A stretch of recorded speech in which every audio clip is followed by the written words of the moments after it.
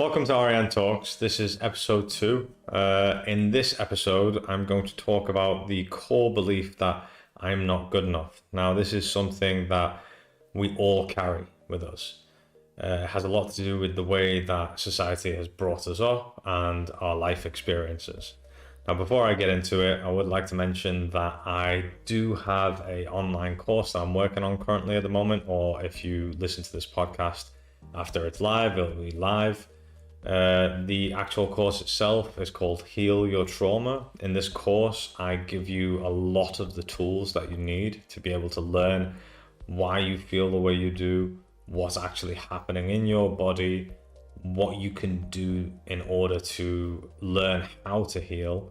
My job is to teach you how to heal. You all have the ability to heal everything yourselves. Now, this course will give you a huge step forward in your healing journey just by having a lot of understanding and a lot of techniques where you will be able to heal yourself by using those techniques.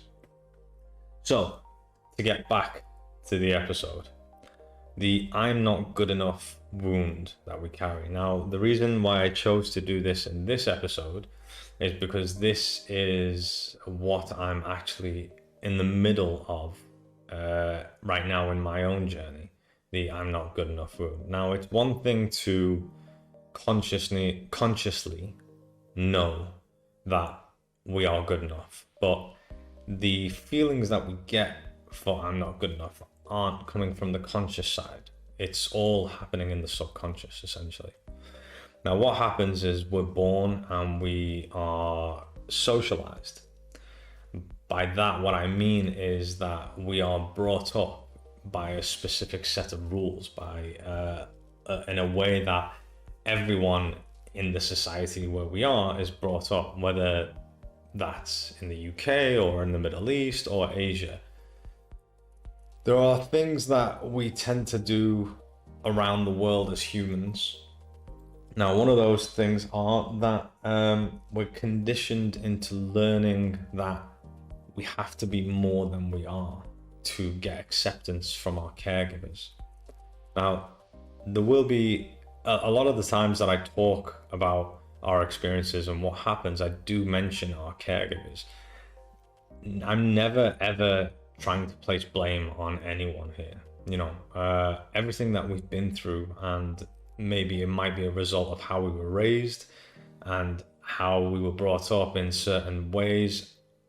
I'm not trying to put the blame on our parents or our caregivers. This is the same type of thing that happened to them, and it happened to their parents, and it was passed down generations. Now, we live in a time right now where information is easily accessible from one side of the world to the other side of the world. So we're lucky enough to be living in a time where we understand this and we can share that around the world. This is relatively newish information, as therapy was only accepted in the 1970s in the UK. The mere fact of talking and your mind being the reason that you would feel a certain way, and through conversations and everything, was literally only accepted in the 70s. So we're still learning as a human species, essentially.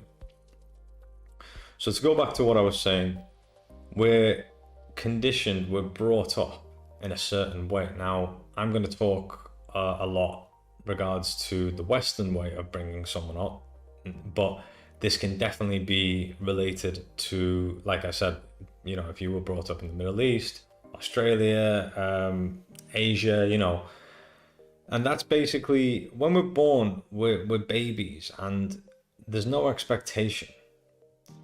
So we have the worth in that moment. And we're brought up in a way that we have to prove ourselves. We have to behave in a certain way.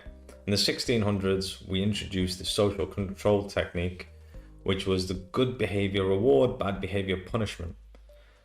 Now, this is very subjective, because who who's to say that something is good and something is bad? So what happens is we have to end up changing who we are in those moments to appease our caregivers.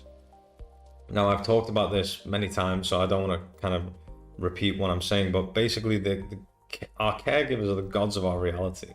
So when we're younger, they are in charge and responsible to keep us alive.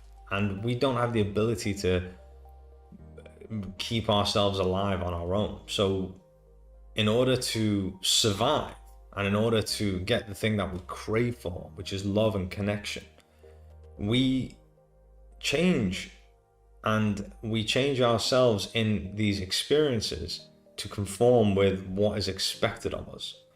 Now, what that does is that it teaches us that who we are originally is not okay. It's not, that person is not good enough. So for an example of this would be if someone was to be angry and they were to show that anger and then get scolded for being angry, we learn that it's not okay for me to be angry. Now, when you're angry in that moment, it's who you are. You can't instantly control and change your feelings. How you feel in any given moment is a true, authentic reflection. Hang on, where's the word gone? It's who you are in the moment. Now, what we do is we learn that I have to be something different in order to get this validation, in order to get this love. So we go through our entire lives, and this happens so many times, whether it's something little as like, you can get scolded for leaving the dishes upstairs or something, and it's a mistake. A mistake can happen, you get scolded. Now in that scolding, your survival mind kicks in, and the neuralist part of our mind, which is the learning part, has our emotions at the core. So whatever experience we have, it teaches us, we learn from it, and we learn that who I am isn't good enough. So I need to make sure the dishes come downstairs, and they have to be perfect. Everything has to be perfect in order for me to get loved. I know it can sound a little bit out there and be like, well, they're just dishes, and you're getting asked to bring them downstairs, and that's okay. I'm not saying that kids should just be left to do what they want, but it's the way that it's communicated with us throughout history, and the way that we've been brought up is we've been taught, and our caregivers have been taught, and their caregivers have been taught through fear. We've been taught through fear. If you don't listen, you get punished. So that fear is what makes it not okay for us to be who we are. You can guide a child in a different way. There are many different ways to communicate that request to a child, but when it's done through fear, that's when we send the message that it is not okay to do what you have done. Therefore, you must change. So that happens throughout our entire lives, and we grow up, and it becomes a belief. I'm not good enough. A belief is a thought that's thought over and over again. When you keep thinking to yourself and learning because of the experiences you've had that this is not okay, what I've done is not okay, I'm not enough, then that becomes a belief.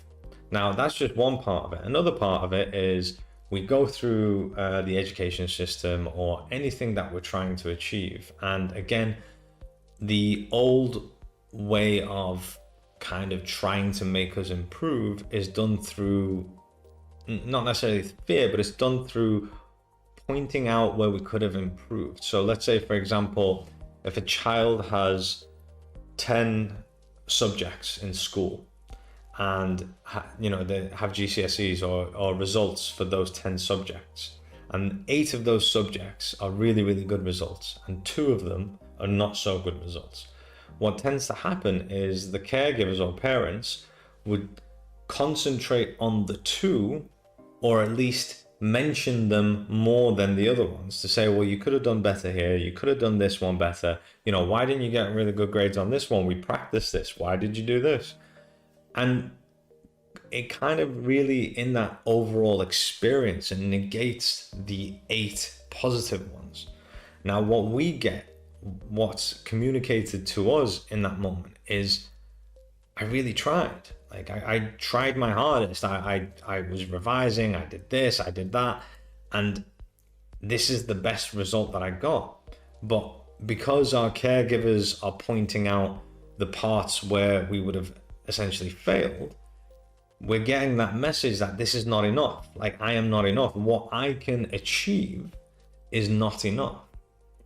Now, this doesn't necessarily just happen for like exam results or anything like that. It can literally be anything. So you could be doing a performance, playing a sport, anything like that, doing a show, and any moment where your caregiver would point out the parts that you didn't necessarily do the best in, and point out only the parts where you would have essentially not done what you wanted to do, or something that could have improved. You're getting the message, the subconscious message, that you are not good enough. Now, all of these are programming. You're being programmed to have these beliefs that you're not good enough. And one thing that I've definitely recognized is that the I'm not good enough core wound is the one that connects to all the other core wounds. Now, a lot of people will have very, very similar core wounds because of the experiences we've had in our lives. So, for example, I'm abandoned, whether that's physically or emotionally. You can have caregivers there that are very, very loving, that have been there your entire lives, but not learn how to emotionally be there. And because no one's turned up for you or been there for you emotionally, you can have an abandonment wound emotionally. You can have I'm rejected, I'm unlovable, and all of these fall in line with the I'm not enough as well. So what I've recognized recently is the I'm not enough core wound is connected to all of these, because I wouldn't be abandoned if I was enough. I wouldn't be rejected if I was enough. I would be lovable if I was enough. So one thing I would definitely say, and the reason why I decided to talk about this one is because the I'm not good enough is what plays the biggest role in handling the core wounds. Now, that doesn't mean the other core wounds don't need attention at all. It just means that this is the one that glues them all together. Now, we become adults after our childhood, and we take on these programmings or teachings or what we've learned, beliefs, on into our adulthood, and they are subconscious programming now. So, for example, if you lived in a household where they saw value in someone's achievements in work and business, then for you to be accepted by that social circle, i.e. family, you would need to achieve something really good in your business, in the work that you do. So you would think that in order to be accepted and in order to be loved, you would need to get that achievement. So subconsciously, you'd be set down a path where you would need to achieve a lot at work, and that might make you work a lot. It might make you work past the hours, and when you don't, you're feeling this anxiety, and the anxiety comes from these core wounds that I'm not good enough because I'm not able to achieve what I need to achieve. There are lots of people that are young that are achieving insanely crazy things, at very, very high levels in companies and businesses. And I've spoken to them, and they come from a family background where success in business and success at work is held very, very highly. Now, that doesn't mean you shouldn't try to succeed in the business. That's not what I'm saying. That doesn't mean you shouldn't try to succeed in life. But it's what I want you to ask yourself: what are the reasons why I'm doing it? Why am I going at it so hard? Now, this is quite controversial because someone who's not aware of this could easily be like, no, I just want to succeed and that's it. It doesn't matter. But I want you to ask yourself, why do I need to? Why do I need to succeed at that level, at this age? The other things we do as well, based on trying to show that we're enough, is the things we buy. So we live in a world where it's filled with adverts of, if you get this really expensive car, you will be happy. If you get this really expensive watch, you'll be happy. But what it also does is we have this tendency to want to buy the most expensive car and the flashiest watch and the nicest things that there are, in order to make other people think that we are at some level, that we are something that would be seen as valuable. We're trying to show our worth. We're trying to show people that we are good enough. If I have the most expensive car, then everyone will know that I am good enough. It comes from a need to impress others. And the main reason we have this need to impress others is because that's how we were brought up. We grew up thinking that we had to impress others in order to be accepted, in order to be good enough, in order to be loved. This also falls in relationships. So if you are with a partner, and whenever you're with a partner, you feel very, very different to when you're single. There's that confirmation of when you are with a partner that you are good enough.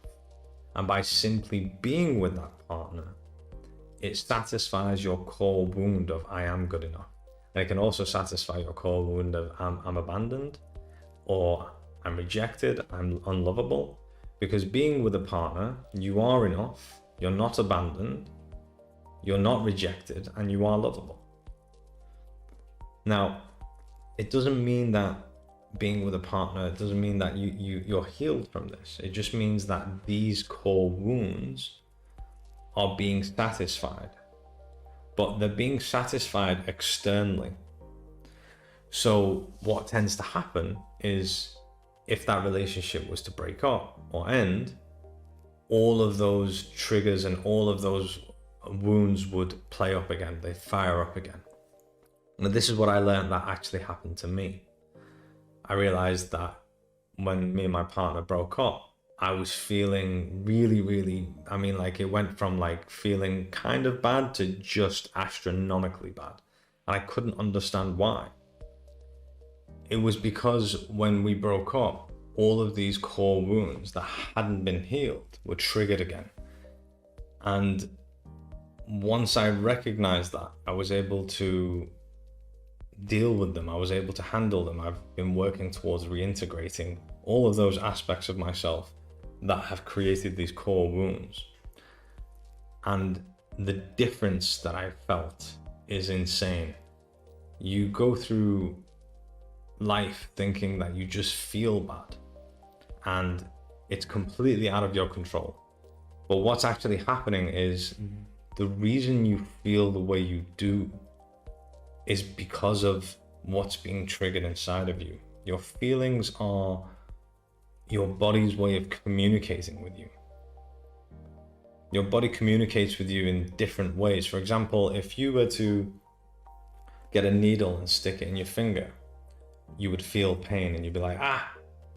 But if you were And then eventually that pain would go away very quickly. But if you were to get a knife and stab your hand with the knife, the pain would be so excruciating that your body would be screaming at you that this needs attention, otherwise we're going to bleed out and die, which will no doubt make you seek medical help.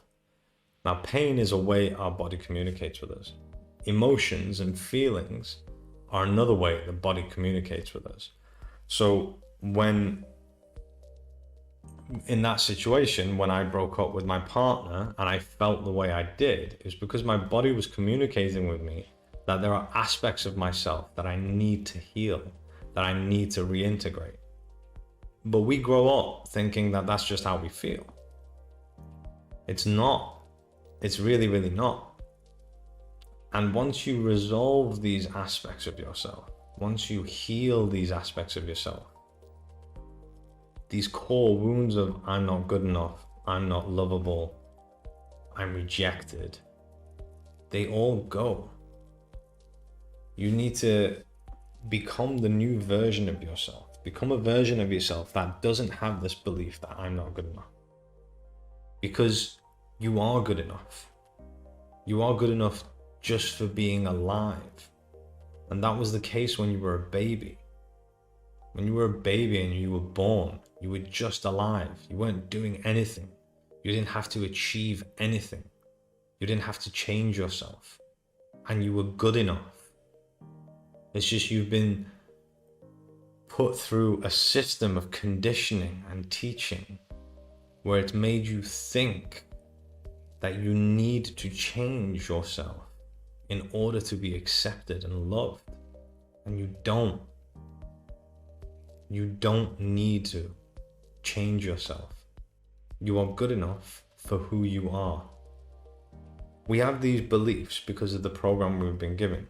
So I want you to think, I want you to become aware the next time you would have a certain thought of I'm not good enough.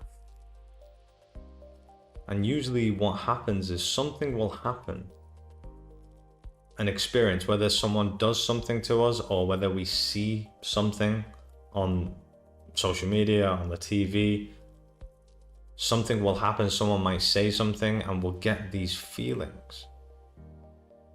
And the only reason we get these feelings is because of the meaning we're giving to it. So the meaning I gave to me and my ex-partner breaking up was that I'm not good enough. That's why it didn't work. I'm unlovable. So I used the reasoning and the meaning of us not being together anymore, and I made that mean that we're not good enough. I'm not good enough. But that's not the reality. It could be any reason. There could be a number of reasons. If you have a belief that you're not good enough because someone, maybe let's say if you asked someone out, you approach someone and you ask them out and they said no. It's very easy to give the meaning that you're not good enough in that situation. But there could be a number of reasons. One of them could be that they're sick and tired of people asking them out and they just want to be alone. Another one could be that they have a partner. Another one could be that they're not from the area, so they know that they're not really going to be able to meet anyone here and make anything last. So, it's an automatic no anyway. None of those are to do with you, but it's very easy in that interaction that we give the meaning that I'm not good enough. So I want you to think about experiences you've had in your past where you've given the meaning that you're not good enough. Becoming aware of things like this is a huge step forward in healing. Just like you were good enough as a baby, you're still good enough today for just being who you are. It's all to do with the meaning that we give. Thank you very much for watching my second episode of Ariane Talks. I hope you enjoyed it. I hope I was able to give some sort of clarity into why you may be feeling the way you do. Like I said, don't forget, I am working on a online course where I will be covering things exactly like the point that we talked about today, and other things, and how to change a belief as well, and how to heal and change core beliefs. Before I go, don't forget, I do host online meditation sessions through MeetUp. I also have started doing online workshops in MeetUp as well. And in these workshops, we talk about our childhood traumas, what happens to us, what experiences we've had that lead us to feeling the way we do. And in those workshops, you will actually get a chance to ask me questions about your personal circumstance as well. If you're interested in any of that, I will put links for them all in the description. And I think that's it. That's the second episode. I'm super excited that this is happening, these podcasts. And I'm very, very thankful and grateful that you listened. And I hope you enjoyed it. I'll see you next time.